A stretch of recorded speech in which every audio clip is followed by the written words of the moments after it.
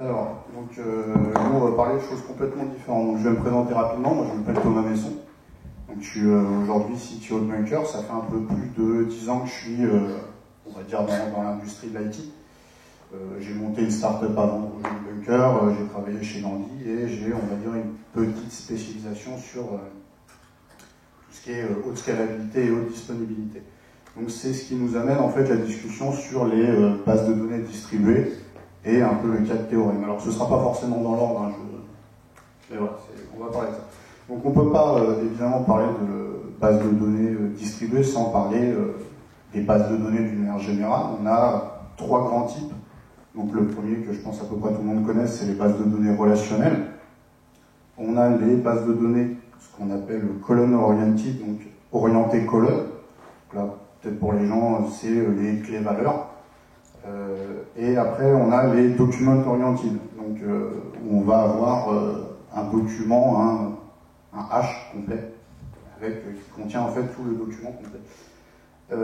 Donc les bases de données relationnelles, donc les plus connues, MySQL, Postgre, PerconaDB, c'est bien qu'on ait quelqu'un de Percona, ça c'est cool. Maria, bon voilà, ça c'est toutes les bases de données relationnelles. Je pense qu'à peu près tout le monde connaît ici. Qui connaît MySQL, Postgre? Comme ça, en levant la main. Ouais, cool. Quelqu'un l'a déjà mis en prod, fait de la prod avec des... Ouais, bien, cool. Donc ouais, les plus, les moins, qui est un concept qui est important à comprendre dans les bases de données, c'est le concept ACID. Donc ACID, c'est l'atomicité, la consistance, l'isolation et la durabilité. Donc vu que vous connaissez tous, c'est en fait les transactions. Donc d'avoir une transaction qui nous assure plusieurs niveaux d'isolation, qui nous assure aussi l'atomicité. L'atomicité, c'est de pouvoir modifier plusieurs tables, champs, etc. en une fois. La consistance, c'est que tous les clients voient la même donnée. Et la durabilité, c'est que la donnée ne se perd pas. En fait, une fois qu'elle a été committée, la transaction a été validée, la donnée ne bougera pas. Dans les choses un peu moins bien avec les DB relationnels, c'est que c'est en général assez dur à scale.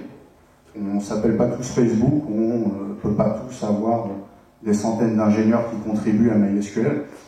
Et ça peut malheureusement souvent entraîner des schémas complexes et des queries à tiroir un peu impossibles à maîtriser. Le schéma, c'est la définition en fait des tables, des relations en fait. Qui nous amène aussi du coup aux bases de données distribuées. Donc on va dire la première de tous, c'est un peu Bigtable, c'était les premiers papiers de Google sur justement ce concept de base de données distribuée. Après je pense que la plus connue là-dedans, ça va peut-être être Cassandra, Elasticsearch aussi qui commence à être connu. Donc voilà, ça c'est les grandes bases de données distribuées, et toujours à main levée, qui a déjà utilisé une de celles-là?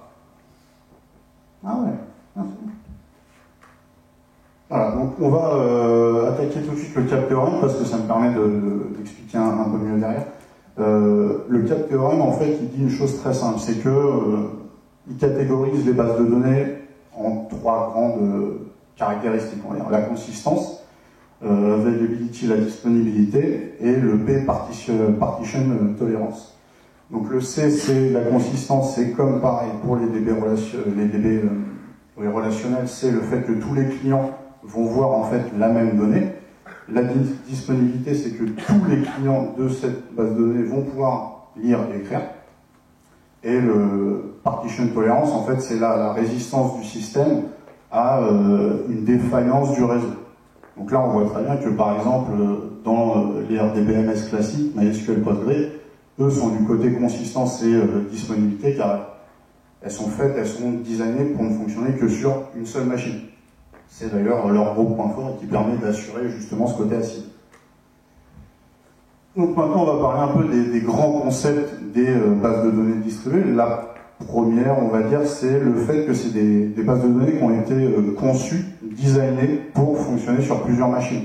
Pour justement pallier au gros problème qui a dû arriver à tout le monde ici, c'est on ne sait pas pourquoi, le MySQL est tombé, et c'est la fin du monde, et on va tous mourir parce que MySQL n'est plus là. Donc, ça a été designé, conçu pour que ce soit sur plusieurs machines. Alors évidemment, si on lance un Cassandra sur une seule machine, ça va fonctionner, mais on ne tire pas tout le profit de ce que ça peut faire. Et donc, par définition, si on doit fonctionner sur plusieurs machines, il faut qu'effectivement chacune de ces machines puisse prendre toutes les requêtes, les mêmes, que ce soit en lecture ou en écriture. Et du coup, ça nous force à avoir en fait toutes ces machines qui vont devoir communiquer entre elles pour se synchroniser et assurer le bon fonctionnement de la base de données. Donc là, dans le petit exemple, ça c'est un schéma qui vient de la doc de Cassandra, mais le concept se retrouve à peu près pareil, à peu près partout. Là, dans l'exemple, on a 6 nodes. Donc dans la terminologie, un node c'est une machine. C'est une machine, enfin c'est une instance de la base de données. Et si on mettait tout simplement, pour se dire, mon problème c'est que j'ai une seule machine avec MySQL, donc si je mets tout dessus, tout tombe, moi je suis plus malin, je vais mettre X machine et je mets tout dessus. Ce serait pas très pratique, puisqu'on aurait une duplication énorme de la donnée et ce serait pas très efficace. Donc en fait, ce qui se passe, c'est qu'on a ce concept de keyspace. Le keyspace, en fait, c'est une représentation qu'ont trouvé les concepteurs pour en fait distribuer la donnée parmi toutes les machines qui vont être dans le cluster. Donc quand on a plusieurs machines entre elles, on appelle ça un cluster. Et ce keyspace, en fait, il dit que chaque machine, chaque node va prendre en fait la responsabilité sur une partie de la donnée. Donc là, on a par exemple, le premier exemple, on a 6 nodes, 6 machines, et chaque machine prend une partie du ring. J'appelle ça un ring. Parce qu'en fait, le concept, c'est que sur les bases de données en colonne, la clé, en fait, va être hachée, et ce hash va permettre de savoir où est-ce qu'on se situe sur le ring. Donc ça, c'est un concept qui est très important. C'est que, en fait, à partir soit de l'ID d'un document dans les bases de données orientées documents, ou du hash de la clé dans les bases de données orientées colonnes, on va pouvoir savoir automatiquement tout de suite et de façon sûre quel est le node qui est responsable de la donnée. Donc là, juste ce qu'on voit en dessous, c'est un peu anecdotique, je voulais juste la partie du haut, mais la partie du bas, c'est les virtual nodes de Cassandra, où là, ce qui est assez intéressant, c'est que justement, on a toujours 6 machines, mais divise encore l'espace de clés, ce qui fait qu'une machine, je vais pas faire le calcul, mais une machine, en fait, se comporte comme si elle était 4 ou 5 nodes, ce qui va, par exemple, faciliter l'expansion du cluster, parce que si on rajoute une nouvelle machine, on aura moins de données à bouger. Donc là, on le voit bien. Là, c'est un cluster à 12 nodes. On voit qu'un client vient écrire sur le node numéro 12, parce que ça aussi, c'est un des concepts qui est très important, c'est que si on gardait la logique MySQL où on a un hostname pour taper la base de données, en fait, si ce node-là tombe, tout tombe. Ce sera un peu dommage. Le concept, c'est qu'il va falloir taper toutes les machines. Toutes les machines en ordre bit, enfin peu importe la façon, mais il faut ne surtout pas appeler une seule machine. Donc là, on a un client qui vient écrire sur le node 12, donc on a la clé, donc un hash qui permet de savoir que dans la répartition en fait du ring, cette clé est gérée par le node numéro 2. Donc là, ce qui se passe, c'est que le node numéro 12 communique au node numéro 2 et lui dit tiens, voilà une donnée pour toi. Et du coup, rentre en jeu aussi un gros concept des bases de données distribuées, c'est que la donnée n'existe pas qu'une seule fois. Parce que si elle est qu'à un seul endroit que sur une seule machine, on n'a pas réglé le problème que si cette machine-là tombe, on n'a plus l'information. Donc le gros concept, c'est que, bon, après, la terminologie change, mais là, sur Cassandra, on appelle ça le replication factor. Là, on a un replication factor de 3, c'est-à-dire que la donnée existe au moins 3 fois dans le cluster. Et donc, on voit bien que le node numéro 12, il donne l'information au 2, au 3 et au 4. Donc ça, c'est la réplication. Donc ça, c'est un concept qui est important à comprendre. Après, il y a un autre concept aussi qui est assez surprenant quand on vient du monde de MySQL et des bases de données relationnelles classiques, c'est la dénormalisation. Donc ce que nous dit Wikipédia là-dessus, c'est que la dénormalisation, c'est en fait le processus pour améliorer la performance de lecture. On va du coup dupliquer la donnée. Donc ça, c'est quand même beaucoup plus le cas dans les bases de données orientées documents, parce que quand on a une colonne, que des colonnes, on va aussi dénormaliser, mais ce sera beaucoup plus flagrant dans une base de données, par exemple Elasticsearch, où on lui donne un document complet. Pour prendre un exemple simple, on écrit un système de blog, donc on a des utilisateurs, on a des articles de blog. Je pense que tout le monde sur MySQL saurait comment faire. On a une table d'utilisateurs, on a une table article, on a une jointure entre les deux, peu importe comment on la fait. Et si on transpose ce concept-là directement, par exemple sur Elasticsearch, on va avoir des documents articles de blog et on va avoir d'autres documents qui sont les utilisateurs. Le problème de ça, c'est qu'on n'a pas de relation dans les bases de données distribuées. Le design même de ces bases de données fait que c'est pas possible d'avoir des relations, puisque la donnée peut se trouver sur plusieurs machines. Donc si des données qui ont besoin d'être mises ensemble se trouvent sur plusieurs machines, on ne va pas pouvoir assurer justement ce concept ACID. Donc en fait, la dénormalisation, elle dit que quand on va ajouter notre article de blog, le document avec l'article de blog, eh ben on va dupliquer, on va redonder l'information de l'utilisateur. Donc c'est-à-dire qu'on va avoir dans le document une information sur l'utilisateur. Alors ça permet justement d'améliorer la lecture, puisque quand on va récupérer cet article de blog, ben on n'a qu'une requête à faire. On ne va pas devoir aller chercher l'utilisateur derrière.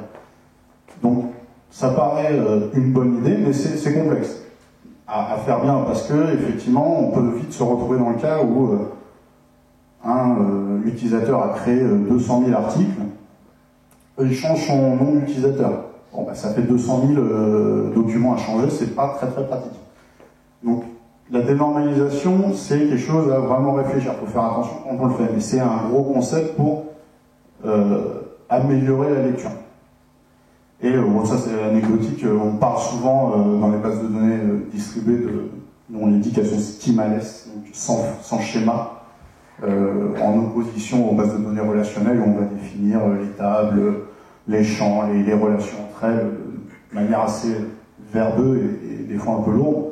Alors c'est vrai et faux, parce qu'on définit quand même des types de données. Ça va être beaucoup moins lourd que dans la définition d'un MySQL classique, parce que justement on n'a pas ce concept de relation, donc on s'enlève beaucoup de choses à dire dans le schéma. Donc alors, les bases de données distribuées, est-ce qu'on peut dire que c'est ACID? ACID comme l'est un MySQL, comme l'est un Postgre. Là, c'est oui et non, mais majoritairement non. Parce que justement, on n'a pas ce concept de relation entre documents ou de relation entre colonnes. Ce qui fait que l'ACID qui nous dit que dans une même transaction, on va pouvoir changer plusieurs informations et qu'on va pouvoir justement tout valider ou tout invalider, et bien ça, c'est pas possible à faire, parce que ces deux informations peuvent se trouver sur deux machines différentes. Et c'est souvent le cas. Donc, le côté atomicité, il ne peut pas être assuré. Toujours. La consistance, bah là aussi, c'est pas évident, parce que vu qu'on est censé taper toutes les machines de façon un peu random, il se peut très bien qu'à ce moment-là, la réplication n'ait pas été faite, et on va modifier une valeur, on essaye de la récupérer derrière, mais on tape sur une autre machine qui apparaît encore une information, et bien là, pareil, la consistance, elle n'est pas là. Donc l'isolation, on n'en parle même pas puisqu'on n'a pas de transaction. Et le D, c'est aussi dur à assurer. Là, donc c'est pour ça qu'on parle en fait que les bases de données distribuées, elles sont éventuellement consistantes. C'est-à-dire qu'on peut assurer la consistance, mais pas toujours. Un exemple de ça, c'est Cassandra, qui sait se déplacer. Donc si on remonte un peu, tac, en fait Cassandra, là, il est listé en étant AP.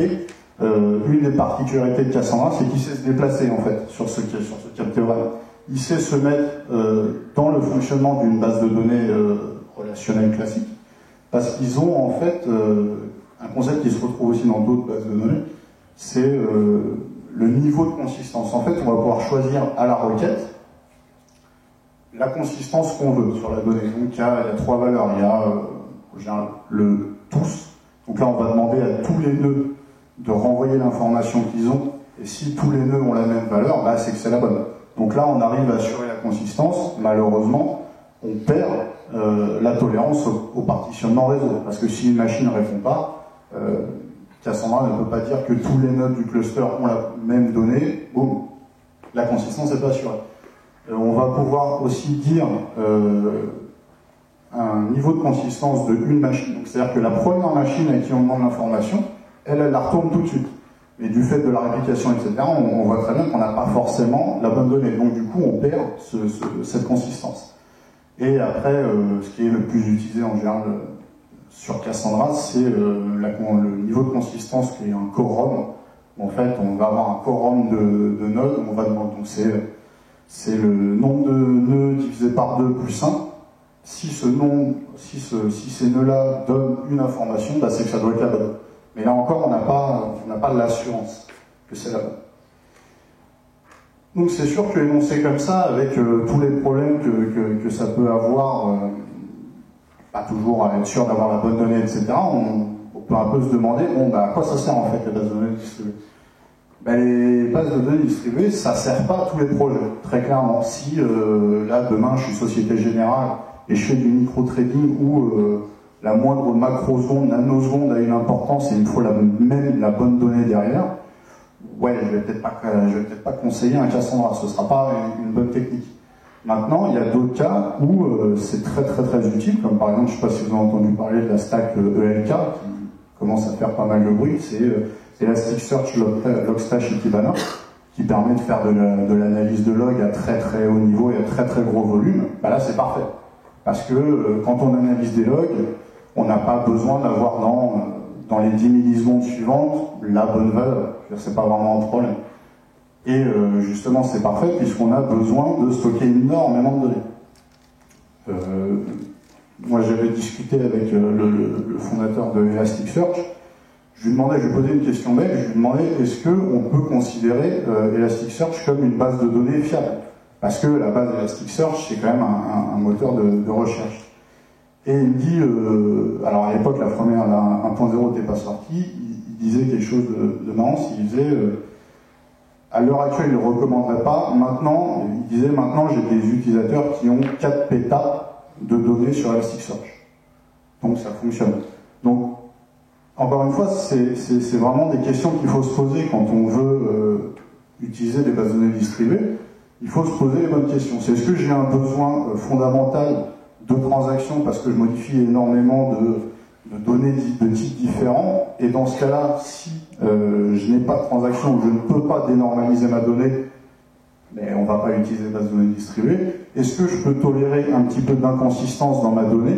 C'est encore le cas du micro-trading, c'est assez difficile, assez délicat de ne pas avoir la bonne donnée, la consistance tout de suite. Et pourquoi j'ai mis ça? Très bonne question.